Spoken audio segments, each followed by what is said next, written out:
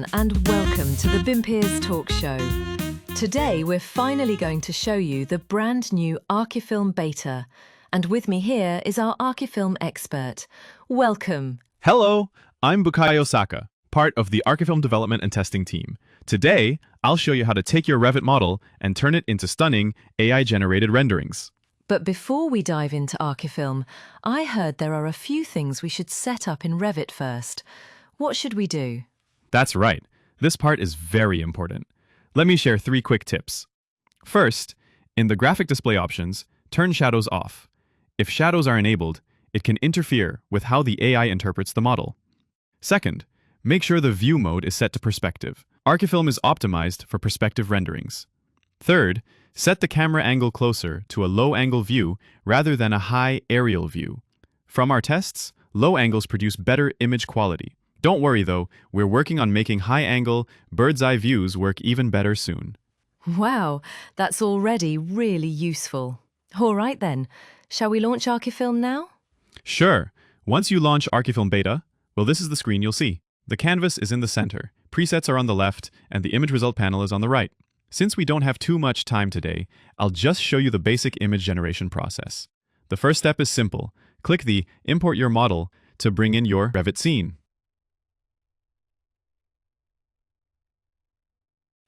I see. Now my model has appeared in the canvas. So this is the scene we'll be rendering, right? Exactly. Setting up this scene properly is a key factor in producing convincing results. Got it. Now I notice a settings panel here. On the right side, I see these 2 cute icons. One looks like a child, the other like an adult. What are these for? Good observation. Many people find advanced settings overwhelming at first. So, we created 2 modes. Basic mode, which is pre-configured for beginners to get good results quickly, and Pro mode, which offers detailed controls for advanced users. For today's demo, we'll go with basic mode. Ah, that makes sense. Now, AI creativity. What exactly does that do? As the name suggests, it controls how much creativity we allow the AI. Lower values make the AI stick closely to the original model. Higher values allow it to diverge more, producing unique and imaginative results that may look quite different from the original. I see. That's interesting. Let's test it in a moment. But first, shall we actually try generating an image? Absolutely. The most important step for generation is entering the prompt. Let's try this. Architecture CG rendering, perspective view, modern hotel. That's in English, but ArchiFilm also supports multilingual prompts.